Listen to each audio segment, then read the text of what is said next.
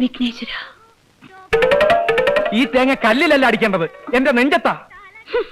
ഒരു sudden brake കൊണ്ടാ നീ എന്റെ ജീവിതത്തിലേക്ക് കടന്നു വന്നത്. എന്നിട്ട് പല ഫ്രോഡുകൾ കാണിച്ച് എനിക്ക് കിട്ടേണ്ട ജോലി തട്ടിയെടുത്തു. എന്നിട്ട് ഇപ്പോ ഒരു തേങ്ങയടി. എന്തിന്? തടസ്സങ്ങൾ മാറ്റാനോ? തടസ്സങ്ങൾ തുടങ്ങാനിരിക്കുന്നതേ ഉള്ളൂ. കലക്കും, ഞാൻ എല്ലാം കലക്കും. നോക്ക്, നിങ്ങൾ വെറുതെ എന്റെ പുറകെ നടന്ന് ശല്യം ചെയ്യരുത്. നിങ്ങൾ ആരാ? എനിക്ക് നിങ്ങളെ അറിയില്ല. നിന്റെ ഭർത്താവിനെ നിനക്ക് അറിയില്ല അല്ലേ? ഒഫീഷ്യൽ റെക്കോർഡിൽ ഭർത്താവും പേഴ്സണൽ റെക്കോർഡിൽ അനിയനും. ഇത് എവിടത്തെ ന്യായം?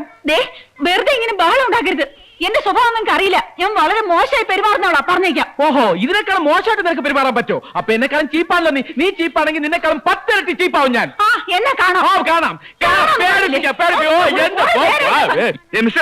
എന്തായത് ക്ഷേത്രത്തിൽ വരുന്ന പെൺകുട്ടികളെ ശല്യം ചെയ്യുക?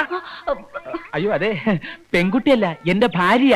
ഞങ്ങൾക്ക് മുല കൊടുക്കുന്ന ഒരു കുഞ്ഞുള്ളതാ. കുഞ്ഞിന് മുല കൊടുക്കാതെ വന്നതിന്റെ പേരിൽ ഞാൻ വഴക്ക് പറയായിരുന്നു. എനിക്ക് എന്തെങ്കിലും ചെയ്യാൻ പറ്റുമോ? ഇപ്പോഴത്തെ പെണ്ണുങ്ങളല്ലേ ബേബി ഫുഡ് സംസ്കാരം. അതുകൊണ്ട് ഞാൻ പറഞ്ഞു മനസ്സിലാക്കായിരുന്നു. വളരെ ഉപകാരം. വരട്ടെ, കാണാം.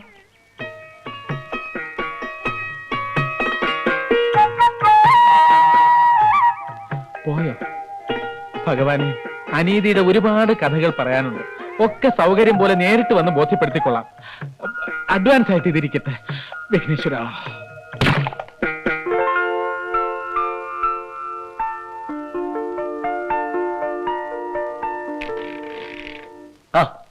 ഇതാരാ?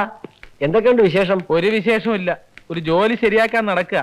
എന്നാലും ആശ എനിക്ക് അങ്ങനെ പണിയുണ്ടായിരുന്നു. അന്ന് ആ കൊനസ്റ്റ് ക്രിക്കറ്റിന്റെ കാര്യം എടുത്തിട്ടില്ലായിരുന്നെങ്കിൽ ഞാനും ഇപ്പൊ ഇതിനകത്തിരുന്ന് പണിയെടുക്കേണ്ടതാ. കൂടുതൽ നമ്പർ ഇടല്ലേ? ആദ്യം ഭാര്യയ്ക്ക് ജോലി ഒപ്പിച്ചു കൊടുത്തിട്ട് സാവധാനം നിങ്ങൾക്ക് കൂടി ഇതിനകത്ത് കയറി പറ്റാനുള്ള പണിയല്ലേ? അല്ല, അവര് ഒന്നും പറയണ്ട. ഇങ്ങനെ തന്നെ ഇവിടെ പലരും ജോലി കയറിയിരിക്കുന്നത്. ഇത് ചെയർമാൻ വന്നിട്ട് അറിയുകയും ചെയ്യാം. നടക്കട്ടെ.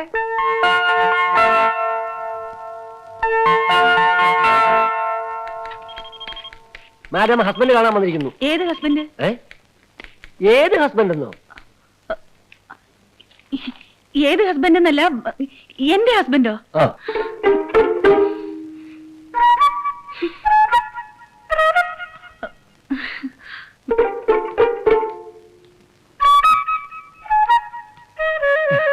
എന്താ? എന്തു വേണം? ഞാൻ അമ്പലത്തിൽ വെച്ച് വളരെ മോശമായിട്ട് പെരുമാറി. അതിന് ലതയോട് ക്ഷമ ചോദിക്കാനാ വന്നത്. ക്ഷമിച്ചിരിക്കുന്നു.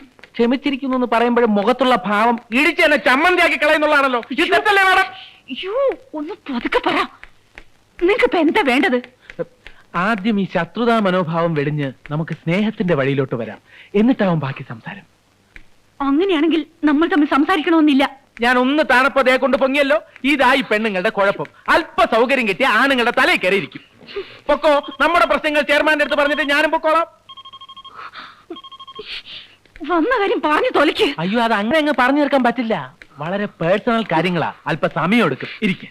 എന്റെ ഓഫീസിൽ വെച്ചല്ല തന്റെ പേഴ്സണൽ കാര്യങ്ങൾ ഡിസ്കസ് ചെയ്യേണ്ടത്. Very correct. എന്നാ നമുക്ക് പുറത്ത് എവിടെയെങ്കിലും വെച്ച് മീറ്റ് ചെയ്യാം. എന്താ?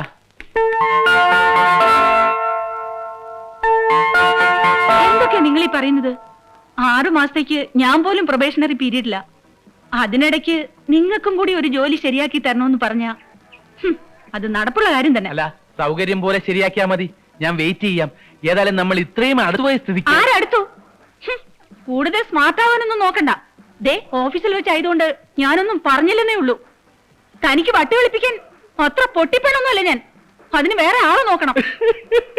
ഈ ലതയുടെ ഓരോ തമാശ എപ്പോഴെങ്ങനെ. ആദ്യം തമാശയൊന്നും വേണ്ട.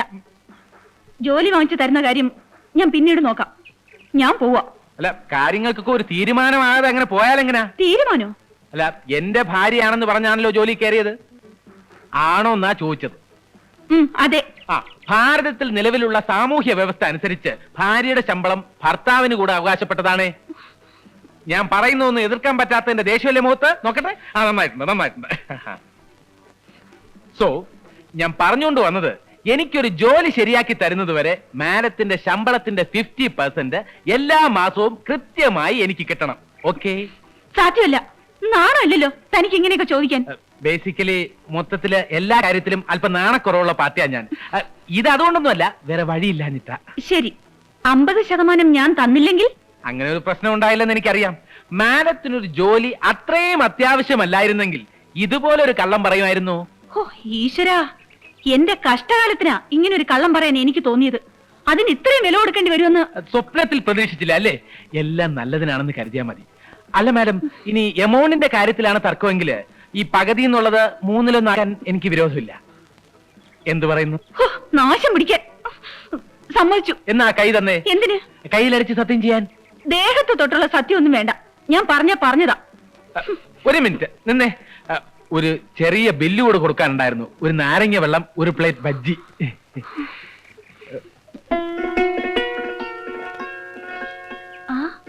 നീ ഇത് എവിടെ പോകാൻ ഒരുങ്ങി നിൽക്കുക? അമ്പലത്തിലൊന്ന് പോണം. വിശ്വട്ടിനെ കാത്തു നിന്നതാ, ഇതുവരെ കണ്ടില്ല. എന്താ വിശേഷിച്ച്? ഇന്നെന്റെ പിറന്നാളാ. ആ, രാവിലെ നീ ഒന്നും പറഞ്ഞില്ലല്ലോ. സാധാരണ നിന്റെ ബർത്ത്ഡേക്ക് നാട്ടില് വലിയ സദ്യയും ബഹളവും ഒക്കെയാണെന്ന് നീ പറഞ്ഞാൻ കേട്ടിട്ടുണ്ടല്ലോ. മുത്തശ്ശി ഇല്ലാതെ ഇത് ആദ്യത്തെ പിറന്നാളാ. എനിക്കൊരു വഴിപാട് മുത്തശ്ശിയുടെ പേർക്ക് നടത്തണം.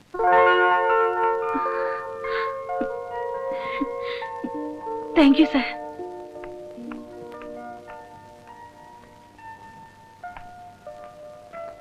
ഭർത്താവ് കാണാൻ വന്നിരിക്കുന്നു.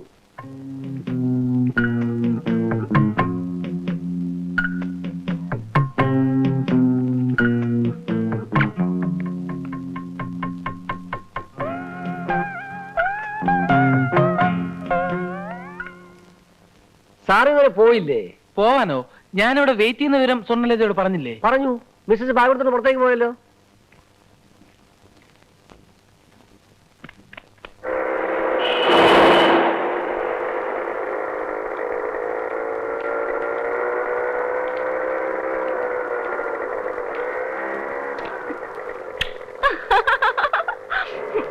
ഓഹോ, അത് ശരി. എടോ ഭാര്യ, അമ്പടി ശമ്പളം വാങ്ങിട്ട് പുറകെ കൂടെ മുങ്ങിയ ഞാൻ അറിയില്ലെന്ന് വിചാരിച്ചു. വണ്ടി നിർത്താം. അയ്യോ വേണ്ട വേണ്ട, വിട്ടോ വിട്ടോ വിട്ടോ. ഞാനാണ് പറഞ്ഞ വണ്ടി നിർത്താൻ. ഞാൻ ആരാണോ? ഞാനവിടെ ഭർത്താവാ. അല്ലല്ലല്ലല്ല, വിട്ടോ വിട്ടോ വിട്ടോ വിട്ടോ വിട്ടോ. ഞാൻ ഇവരുടെ ഭാര്യയൊന്നും അല്ല. വിട്ടോ വിട്ടോ. ഭാര്യ അല്ലേ? ശമ്പളത്തിന്റെ 3-1 തരാമെന്ന് പറഞ്ഞ് നമ്മൾ പാർട്ടി വെച്ച് കരാറുണ്ടാക്കിയത് മറന്നുപോയോ? വണ്ടി നിർത്തോ? ചുമ്മാ ആവശ്യമില്ല പബ്ലിക് റോഡാണ് പറഞ്ഞേക്കാമോ? വണ്ടി നിർത്തിയില്ലെങ്കിൽ എന്റെ ഭാര്യയെ തട്ടിക്കൊണ്ടുപോകാൻ ഞാൻ ക്രിമിനൽ കേസ് 2 പേരെ കൊടുക്കും. വണ്ടി നിർത്താൻ. അവരെയൊക്കെ കാശ് കയറും. ഞാൻ കാശൊന്നും തരല്ല. ശല്യമായല്ലോ. എന്ത് ശല്യം? എങ്കിൽ നീ അടുത്തോടെ ശമ്പളം വാങ്ങി തിരിക്കുന്ന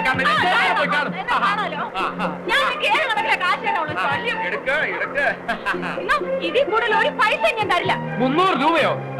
മര്യാദക്ക് 500 രൂപ തരണോ? അതോ ഞാൻ ചെറുപാടെ കാണണോ? എന്നാ പോയി കണ്ടോ. ഒരു ശല്യം. ഞാൻ കഷ്ടപ്പെട്ടുണ്ടാക്കിയ കാശായിരുന്നു. അപ്പൊ ആരുടെ കാശ്? അതെ, അത് ഞാനിങ്ങ് വീട്ടിൽ മണിയായിട്ട് എത്തിക്കാം. ഭാര്യമാരായ വാക്കിന് കുറച്ചൊക്കെ വില വേണം. എന്ത് പോസ്റ്റ്?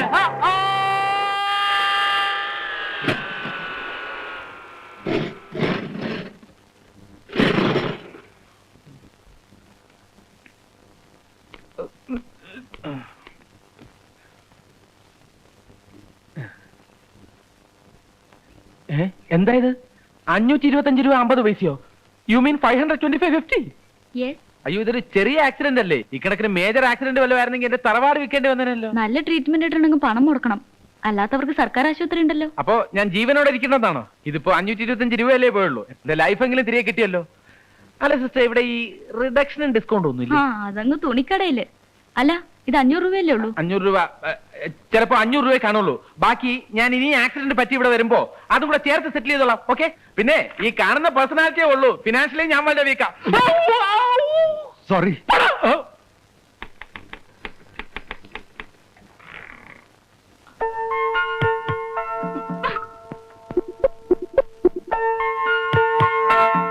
അയ്യോ, ഇതെന്ത് പറ്റി ചേട്ടാ? ഇങ്ങോട്ട് വരുന്ന വഴിക്ക് ട്രാൻസ്പോർട്ട് ബസ്സിന് കുറുക്കേ ചാടിയ ഒരു പയ്യന്റെ ജീവൻ രക്ഷിക്കുന്നതിനിടയിൽ പറ്റിയതാ. ഇതൊന്നും സാരമില്ല. ആ പിഞ്ചു ബാലൻ ഒരു പരിക്ക് പോലും ഏൽക്കാതെ രക്ഷപ്പെട്ടല്ലോ. അയ്യോ, എന്നിട്ടെന്താ എന്നെ അറിയിക്കാഞ്ഞത്? അത് പിന്നെ വെറുതെ അറിയിച്ചിട്ട് ലതയ്ക്ക് എന്തിനാ വിഷമം ഉണ്ടാക്കുന്നത്? പിന്നെ ECG, എക്സ്റേ, സ്കാനിങ് ഇതൊക്കെ നടത്തുന്നതിന് ഒരു 500 റുപ്പീസിന്റെ ആവശ്യമുണ്ട്. അതിങ്ങനെ എന്റെ കയ്യിലിപ്പോ ഇല്ലല്ലോ ചേട്ടാ. ഇനി അടുത്ത 1-ാം തീയതി അല്ലേ ശമ്പളം കിട്ടൂ. അതിനെന്താ, ഇവരോട് ആരോടെങ്കിലും കടം വാങ്ങിച്ചാൽ മതി. ഞങ്ങൾ പിരിച്ചു തരാം. അതൊന്നും വേണ്ട. ചേട്ടൻ ഇങ്ങോട്ടൊന്നും വന്നോ? ഞാനോ? അല്ല, ഈ ചേട്ടൻ. ഒരു മിനിറ്റ്. ഈ പിഞ്ചു ബാലന്മാരെ മരണവക്ത്രത്തിൽ നിന്ന് രക്ഷിക്കുന്നത് എന്റെ ഒരു വിനോദാണ്. ചേട്ടന് തോന്നുന്നുണ്ടോ ആക്സിഡന്റ് പറ്റിയതാണെന്ന്? പിന്നെ ഞാൻ ആരോടും പറയാത്തതാ. ഈയിടെയായിട്ട് ഉണ്ണിയേട്ടന് മദ്യപാനം കുറച്ച് കൂടുതലാ. ബോട്ടിൽ വാങ്ങാൻ കാശിനാ ബാൻഡേജും കെട്ടി വന്നിരിക്കുന്നത്. സംശയം ഉണ്ടെങ്കിൽ ചേട്ടൻ പതുക്കെ ചെന്ന് ആ കൈ ഒന്ന് പിടിച്ച് തിരിച്ചു നോക്കിയേ. അത് പിന്നെ ഞാനല്ലേ പറയുന്നത്. ചെല്ല്. NCC-ലും ഉണ്ടായിരുന്നു, സ്കൗട്ടിലും ഉണ്ടായിരുന്നു. അപ്പോഴേ എന്തൊക്കെയുണ്ട് വിശേഷം? എന്ത് വിശേഷം ചേട്ടാ? എന്തെങ്കിലുമൊക്കെ നല്ല കാര്യം ചെയ്ത് ജീവിതം ഇങ്ങനെ തള്ളി നീക്കുന്നു. അല്ല എന്താ? അയ്യോ, എന്താ ഇത്? അല്പം മനുഷ്യത്വം വേണ്ടേ? ഒന്നും പറയണ്ട, അങ്ങോട്ട് പോവാനല്ലേ പറഞ്ഞത്? അങ്ങോട്ട് പോവാൻ. അയ്യോ, ചേട്ടന് വേദനിച്ചോ? അയ്യോ. ഒന്നിങ്ങോട്ട് വന്നേ. ഇപ്പം കണ്ടല്ലോ, ഇനി എന്നെ ശല്യം ചെയ്യാൻ വന്ന ഇതൊക്കെയാവും ഫലം. സമ്മതിച്ചു, നീ വലിയ സാമർത്ഥ്യക്കാരി തന്നെ. പക്ഷെ ഒന്നോർത്തോ, അല്പം കൂടി സൂക്ഷിച്ചില്ലെങ്കിൽ പാര അങ്ങോട്ടും വരും. ഞാൻ പറഞ്ഞ കാശിന്റെ കാര്യം എന്തായി? 1-ാം തീയതിക്ക് മുമ്പ് ഒരു പൈസ പോലും കിട്ടുമെന്ന് പ്രതീക്ഷിച്ച് നിങ്ങൾ ഇവിടെ നിൽക്കണ്ട. ഇനി ഉള്ള കാര്യം പറയാമല്ലോ. ഞാനൊരു കുടിയിറക്ക് ഭീഷണിയില്ല. കൊടുത്തു തീർക്കാനുള്ള വാടക കുടിശ്ശിക എത്രയും പെട്ടെന്ന് കൊടുത്തില്ലെങ്കിൽ ലോഡ്ജിൽ നിന്ന് ഇറക്കി വിടുമെന്നാ ഓണർ പറഞ്ഞിരിക്കുന്നത്. അതിന് ഞാനെന്ത് വേണം? എന്റെ കൂടെ താമസിപ്പിക്കണോ? അയ്യോ, അതൊക്കെ ബുദ്ധിമുട്ടാവില്ലേ? അയ്യടാ, അങ്ങോട്ട് പോന്നേരെ പെട്ടിയും കിടക്കയിട്ട്. അവിടെ നല്ല 1-ാം തരം ചൂലുണ്ട്. വെറുതെ എന്നെ വാശി പിടിപ്പിക്കരുത്. വാശി പിടിപ്പിച്ച കൂടുതൽ വരട്ടല്ലേ? വരട്ടിയാൽ നമുക്ക് കാണാം. കാണാം. കാണാം. ആ